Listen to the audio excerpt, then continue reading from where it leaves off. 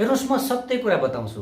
जो व्यक्तिले भाकल गरेर हुन्छ नि, कहिले मनोकामनामा गएर, कहिले दक्षिणकाली गएर, कहिले सुप्पा देउराली गएर अनेक किसिमका भेटहरू चढाएर, खसी चढाएर, हाँस चढाएर, कुखुरा चढाएर, तपस्या गरेर, व्रत गरेर, अनेक किसिमका भाकलहरू गरेर जसले छोरो माग्छ नि देवी देवताहरूसँग, म सत्य कुरा बताउँछु, एकदमै सत्य कुरा बताउँछु, शास्त्रको निचोड तपाईँहरूलाई बताउँछु। यस प्रकार भाकल गरेर, यस प्रकार तपस्या त्याग गरेर जुन मनुष्यले सन्तान प्राप्त गर्छ, निश्चित रूपले प्राप्त गर्दछ, प्राप्त नगर्ने पनि भनिएको छैन। किन भन्दाखेरि देवी देवताहरूमा पनि सर्टेन शक्ति छ जुन भगवानले प्रदान गर्नुभएको छ।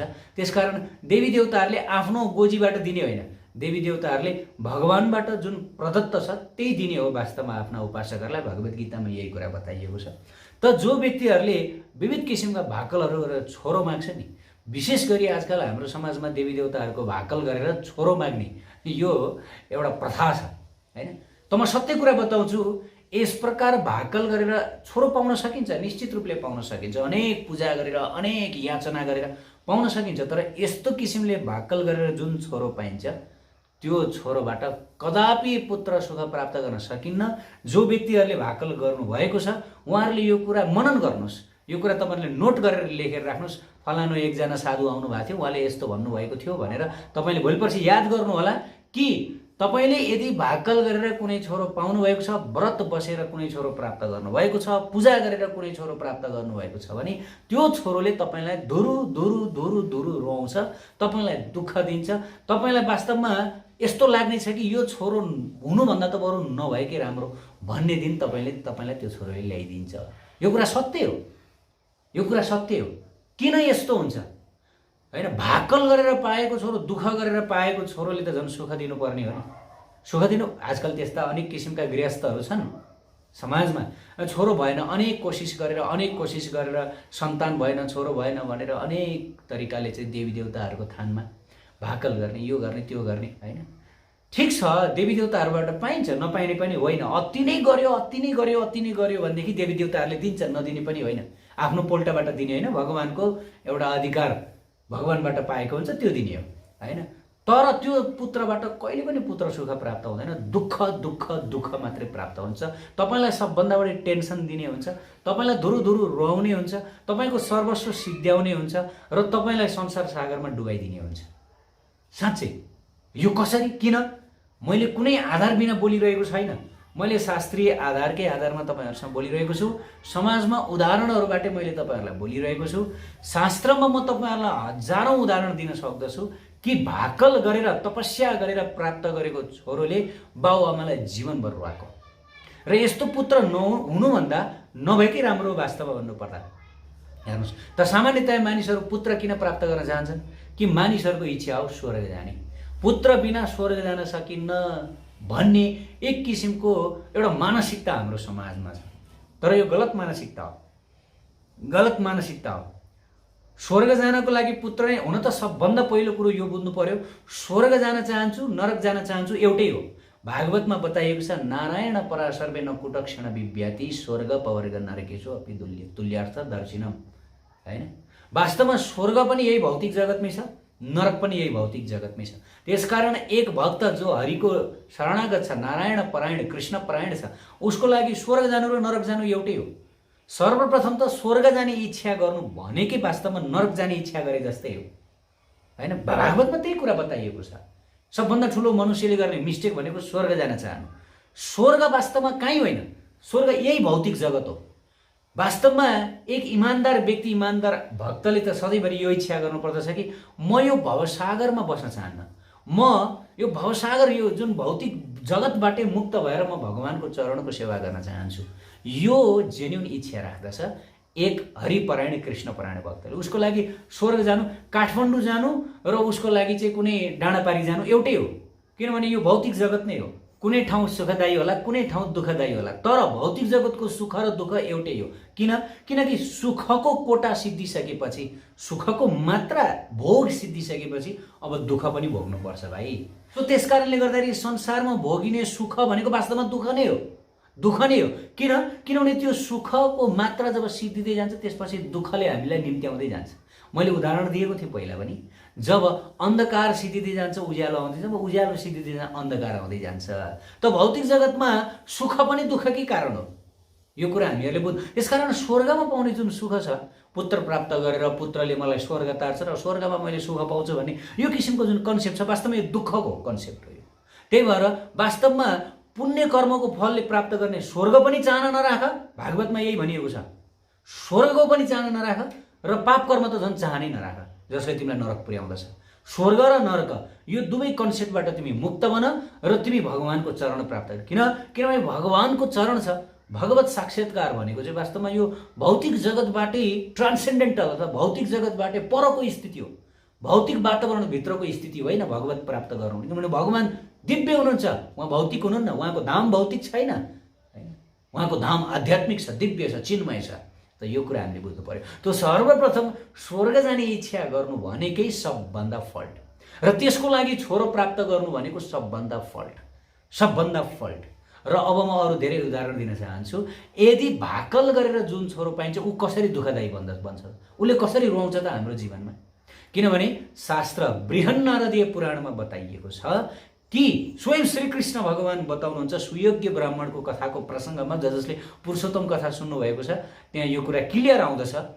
भगवान श्रीकृष्णले बताउनुहुन्छ जो व्यक्तिले, जो दम्पतिले आफ्नो कर्ममा नभएको पुत्रलाई जबरजस्ती प्राप्त गर्न चाहन्छन्, भाकल गरेर, त्याग गरेर, तपस्या गरेर, अनेक किसिमका देवी देवताहरूसँग चाहिँ रोइ कराई गरेर, त के हुन्छ भन्दाखेरि निश्चित रूपले उनीहरूले पाउन सक्लान्। तर किनकि कर्ममा नभएको कुरो जबरजस्ती हठपूर्वक मागेको कारणले गर्दाखेरि उनीहरूलाई त्यही सन्तान दुःखदायी बन्ने छ।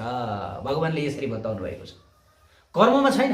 किनभने शास्त्रमा बताइएको छ, गरुड पुराणमा बताइएको छ, यदि व्यक्तिको कर्ममा छ भनेदेखि त्यो उसले लिएरै छाड्नु पर्दछ कि कर्ममा छैन भने उसले टाउको भरे पनि त्यो लिन सक्दैन, त्यो पाउन सक्दैन।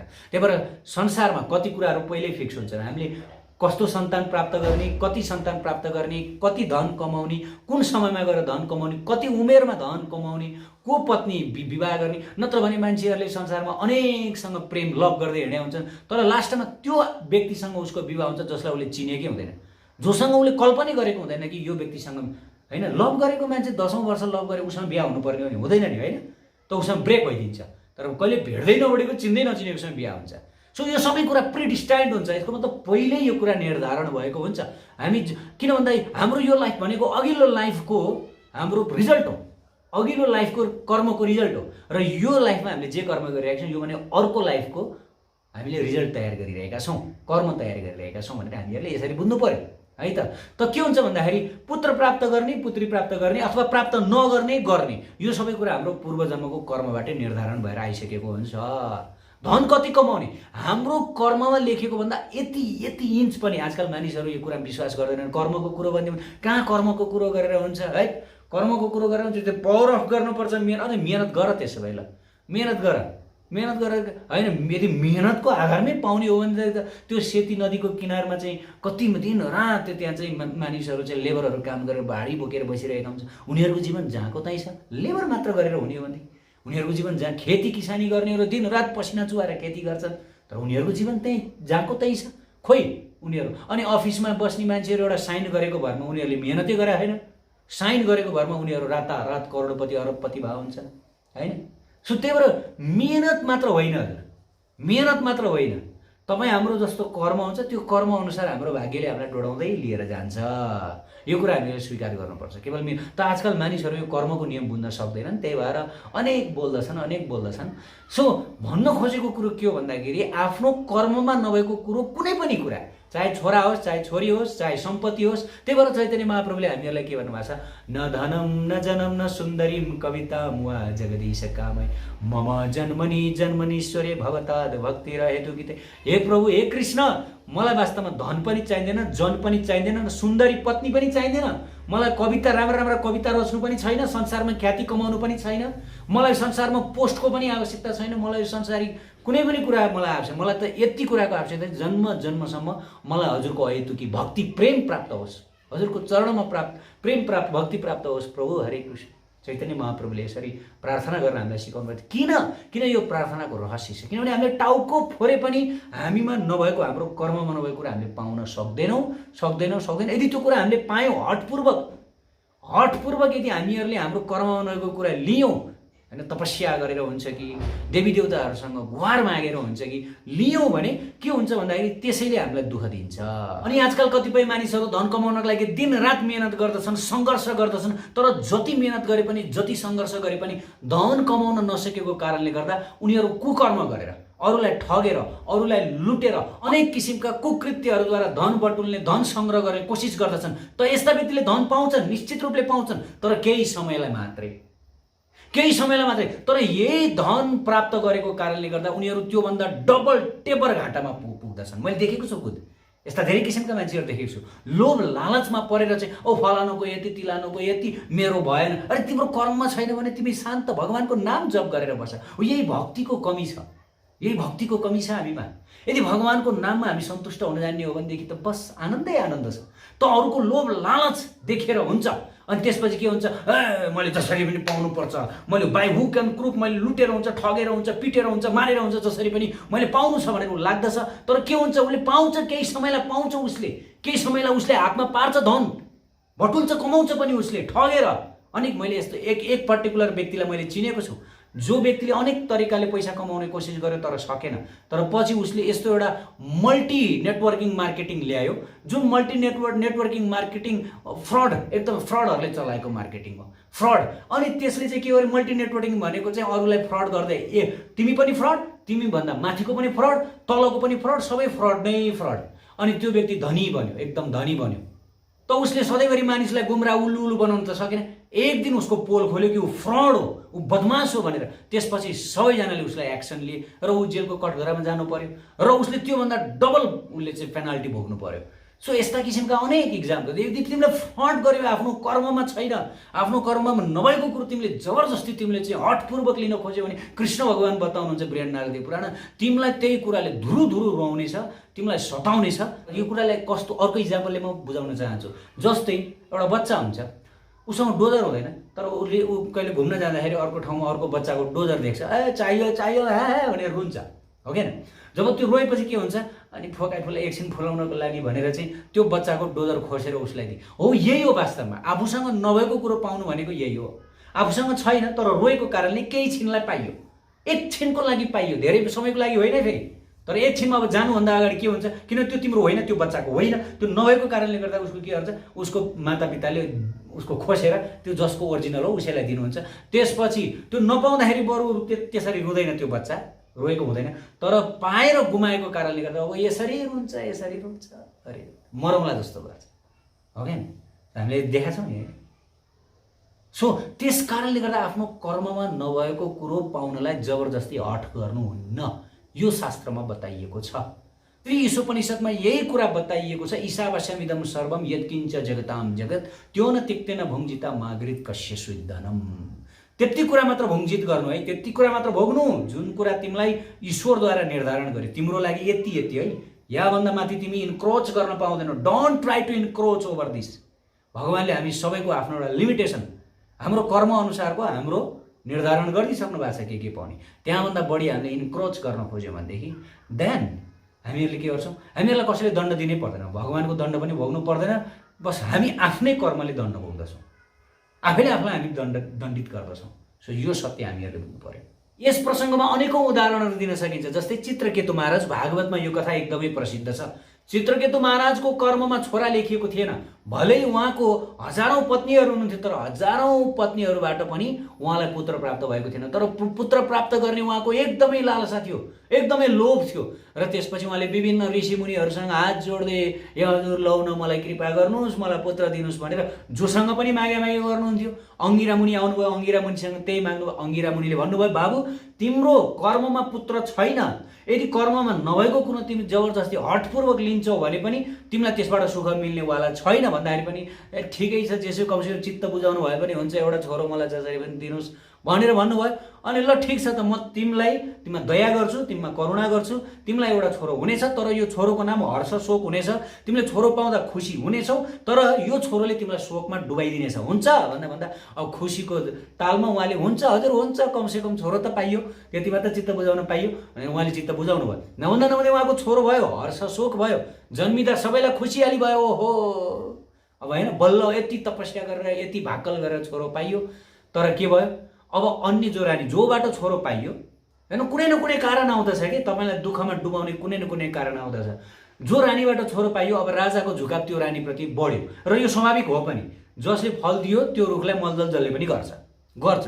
अनि त्यो रानीप्रति झुकाव बढी भयो अनि अरू रानीहरूलाई चाहिँ लाग्यो कि ओहो हामीलाई त राजाले घृणा गरे हेला गरे, त के गर्ने जुन कारण जसको कारणले राजाले हामीलाई घृणा गरे अब त्यसलाई नै हामीहरूले पन्छाउनुपर्छ। बिजेको काँडो त्यही हो, त्यसलाई हटाउनुपर्छ। सो भइदियो के भन्दा सबै रानीहरू मिटिङ बसेर त्यो छोराको कारणले गर्दाखेरि राजाले ती अन्य रानीहरूलाई उपेक्षा गरे, हामीलाई हेला गरे, अब हामी यो छोरोलाई हामी बाँकी राख्दैनौँ भनेर सबैले के गरे विष खुवाएर मारिदिए छोरोलाई। ल हेर्नुहोस् बल्ल बल्ल पाएको छोरो विष खुवाएर मारिदिए। त्यसपछि के भयो राजा छोरा नपाउँदाखेरि बरु उनी त्यति टेन्सनमा थिएनन्, तर त्यो छोरो मरेको कारणले गर्दा यति टेन्सनमा गरे, यति पीडित भए, यति रोए, यति मूर्छित भए होइन, यति विषादग्रस्त भयो उनको जीवन। त यस्ता घटनाहरू अनेकौँ छन्, अनेकौँ। यतिसम्म कि ल यो त सामान्य राजाको कुरो भयो, स्वयं भगवानका पिता को हुनुहुन्छ? दशरथ महाराज हुनुहुन्छ।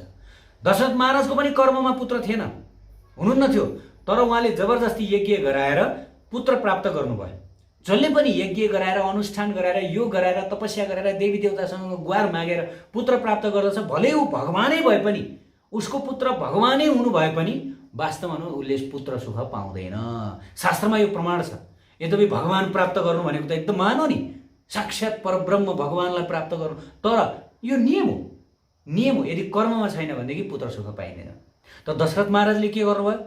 अनुष्ठान गराएर यज्ञ गराएर पुत्रहरू प्राप्त गर्नुभयो, तर श्रीरामको विरहमा श्रीरामको पीरले उहाँले आफ्नो प्राणै त्याग गर्नु पर्यो।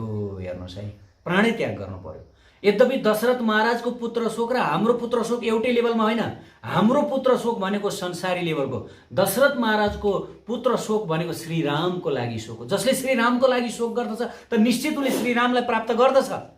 त्यही भएर दशरथ महाराजको शोक र हाम्रो तर पनि शोक त मान्नु पर्यो नि। त्यसै गरी पृष्णी र सुतापा जो वासुदेव र देवकी हुनुहुन्थ्यो, पूर्व जन्ममा पृष्णी र सुतापा हुनुहुन्थ्यो, उहाँहरूले पनि भगवानलाई नै पुत्रको रूपमा प्राप्त गर्नुको लागि तपस्या गर्नुभयो, पाउनुभयो भगवानलाई। स्वयं भगवानलाई पुत्रको रूपमा प्राप्त गरेर पनि उहाँहरूले कति दुःख कष्ट भोग्नु पर्यो। ल हेर्नुहोस् कति दुःख कष्ट भोग्नु पर्यो उहाँले, कति पुत्र शोक भोग्नु पर्यो, कति वियोग भोग्नु पर्यो, कति रुनु पर्यो होइन। स्वयं भगवान सर्वशक्तिमान परमेश्वर भगवानलाई पुत्रका रूपमा प्राप्त गर्दाखेरि त भाकल गरेर प्राप्त गर्दाखेरि त यत्रो दुःख कष्ट झेल्नु पर्दो रहेछ भने तपाईँ हामी जस्ता संसारी पुत्र प्राप्तिका लागि जब हामी भाकल गर्दछौँ अनेक किसिमका, त हामीले कति दुःख कष्ट भोग्छौँ होला। रूप गोस्वामी हामीहरूलाई यही उपदेश दिनुहुन्छ कि अन्य विलासितम शून्यत ज्ञान कर्मानावृतम। अन्य अभिलाषाहरू सबैलाई शून्य गरिदेऊ र भक्ति गर भगवान कृष्णको, र ज्ञान र कर्मबाट पनि तिमी के गर माथि उठ। ज्ञान र कर्ममा पनि नअड्क्यौ, केवल यस्तो भक्ति गर कि तिम्रो भक्ति केही तिमीले माग्दै नमाग कि भगवानसँग केही माग्दैन। किन माग्ने? किन जुन कुरो तपाईँसँग तपाईँको कर्मले पाइसक्नु भएको छ ढिलो चाँडो, पाउनुपर्ने समयमा तपाईँले पाउनुहुन्छ, किन माग्ने? त्यही कुरो डबल भए किन त्यही कुरो डबल माग्नुहुन्छ होइन? र त्यो पाएको कुरो फेरि तपाईँले त्यसबाट दुःख पाउनुपर्छ हामीहरूले। सो अन्य अभिलाषितम शून्यम। हेर्नुहोस् है, कुलशेखर महाराज त्यही प्रार्थना गर्नुहुन्छ मुकुन्दमालाई यस्तो, हे भगवान मेरो कर्म अनुसार जे कुरा मैले पाउनु छ ठिक छ म स्वीकार गर्छु, छ भने छ, छैन भने छैन, तर हजुरको चरण म कदापि भुल्नेवाला छैन। मलाई हजुरको चरण मात्र चाहिन्छ। संसारी कुरा आओस् जाओस् मलाई मतलब आई डोन्ट केयर, तर मलाई कृष्ण मलाई हजुरको चरण चाहियो, यति, मलाई योभन्दा अरू केही चाहिँदैन। बस हो, यस्तै हुनुपर्छ हाम्रो भक्तिको भाव, प्रार्थनाको भाव, अनि मात्र हामीहरूले भक्तिमा प्रगति गर्न सक्दछौँ, संसारी दुःखबाट हामी मुक्त हुन सक्दछौँ। उत्कृष्ट आध्यात्मिक जानकारीहरूका लागि नेपालकै पहिलो शुद्ध आध्यात्मिक च्यानल टिभी लजिकल कृष्णलाई सब्स्क्राइब गर्न नभुल्नुहोला र हरेक अपडेट्सका लागि यो बेल आइकन पनि दबाइदिनुहोला।